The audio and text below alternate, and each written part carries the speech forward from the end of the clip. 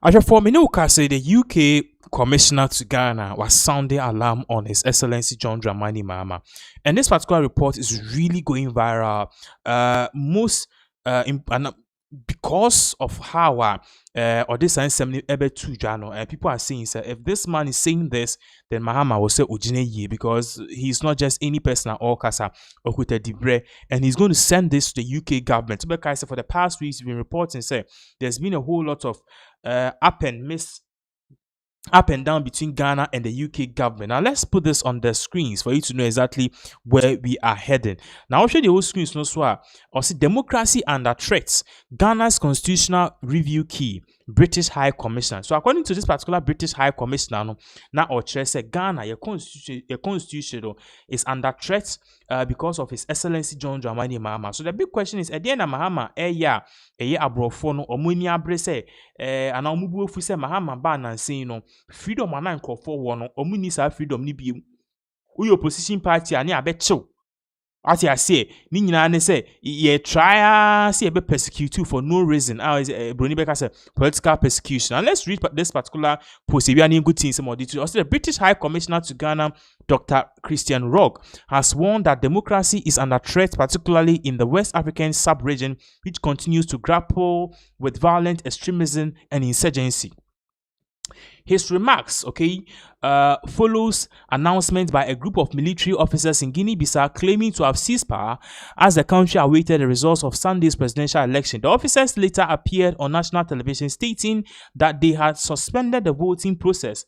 In response, the African Union Election Observation Mission, IOM, the ECOWAS Election Observation Mission (EOM), and the West African Elders Forum issued a joint statement expressing concern over the coup d'etat following the presidential and legislative elections on 23rd November. The statement called on the people of Guinea-Bissau to remain calm and emphasize reaffirm our commitment to supporting our country on its democratic path. In this respect, we underscore the importance of preserving peace, stability, and well-being of the Bissau Guinean people during this sensitive period. Again, Hano Kans and Semna about Mahama speaking to Blessing Soga on Upfront on Joy News. Dr. Rogge highlighted findings from the latest Afrobarometer survey, which showed a 20-point decline in democratic confidence among Ghanaians. He described these indicators a worrying trend for democratic development. Commenting on the implications of recent coups for Ghana and the broader region, Dr. Rogge stated democracy has been under threat across the world. In several countries that were once democratic, we have witnessed coups and imposition of authoritarianism. Even in established democracies, rights have been eroded. While he acknowledged Ghana's achievements in consolidating democratic gains, Dr. Rogge emphasized that democracy must be continually nurtured to reflect the aspirations of the people. He pointed to the ongoing constitutional review in Ghana as a critical opportunity to assess whether the nation's democratic institutions remain in step with contemporary realities. Ghana's progress is impressive, but it's important not to rest on those laurels and to explore what more can be done. He said.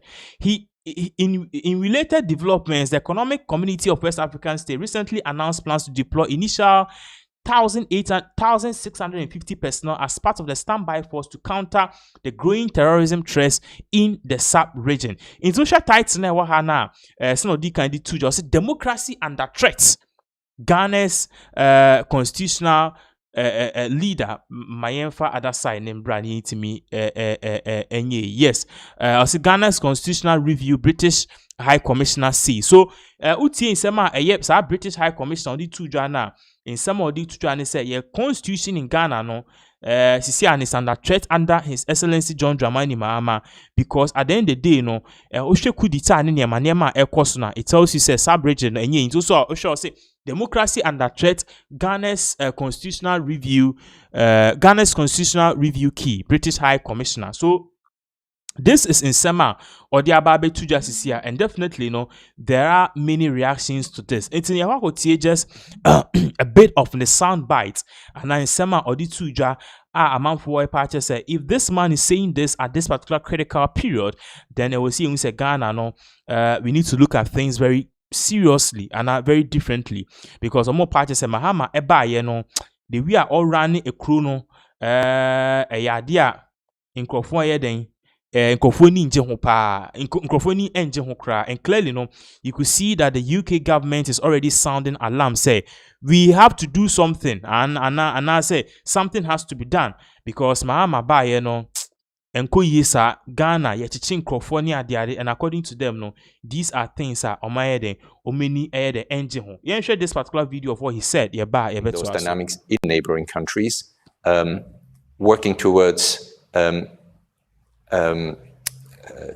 essentially preventing those dynamics affecting Ghana, and also then essentially being really clear on what does it mean to manage those threats. It's about partnerships with key people who have advice and expertise, but also a lot of it is politics in terms of working with neighboring countries, with institutions that can help in that space. The signs were on the wall, and Ghana, of course, took the leadership role in, launching the Accra initiative. I recall at the time some UK officials joining the international community to support the Accra initiative. In fact, at the launch, we had your predecessor and Minister for Defense at the time visiting Accra, just to be a part of the effort towards supporting the peace process.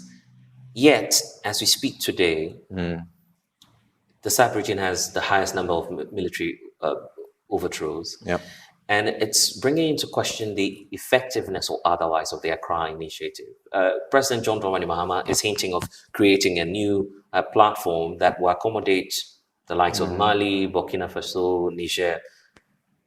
Is the way forward a reformed Accra initiative, or you'd want us to stick?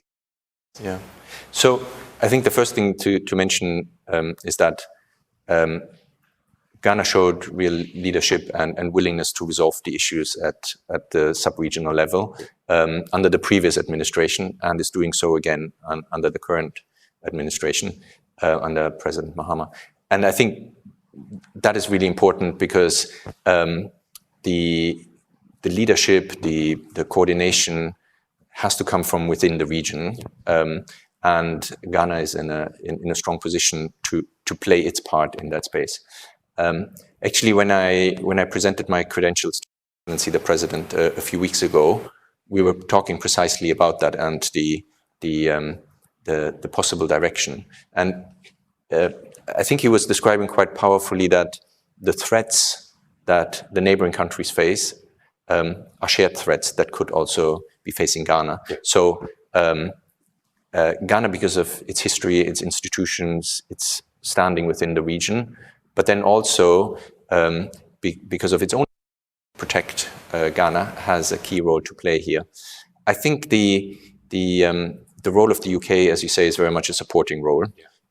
We were supportive of the Accra initiative, and we're in consultation with government in terms of the future direction and where we can support.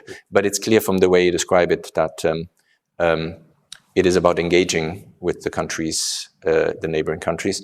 It's also about bringing in some other countries in the sub-region. It's not just about Ghana and the AES. The coastal states play really, Nigeria plays an important role. And of course, I think we would not just be offering to support bilaterally, but also whether it's through ECOWAS or the African Union. I think the leadership and facilitation, convening power that exists there can also play a really critical role. And just for the purposes of reassurances, will the UK stand shoulder to shoulder the people of Ghana in weathering the storm? Because the threats are ever increasing. Yeah, I think we have a commitment stance.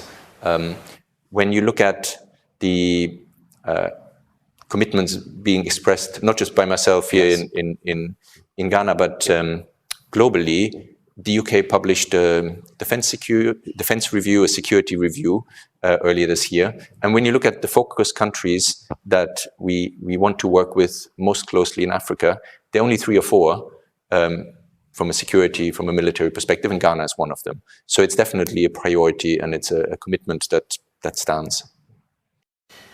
Geopolitics.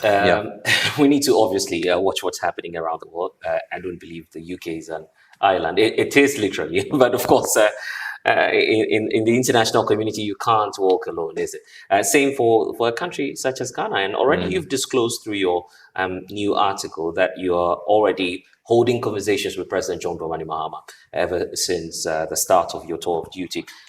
You've been discussing issues happening around the world, geopolitics, especially in the sphere of trade. Many countries now opting for isolation. And yet the reverse is the case when you look at it from the perspective of bilateral trades between the UK and Ghana, trade topping off at 1.9 billion pounds, I believe. Looking at all of these figures, how do you hope to keep Ghana in the pack of countries that believe in a rule-based order and the fact that that's the only way to get shared prosperity? So actually, we did discuss it. It did come up in the conversation with His Excellency.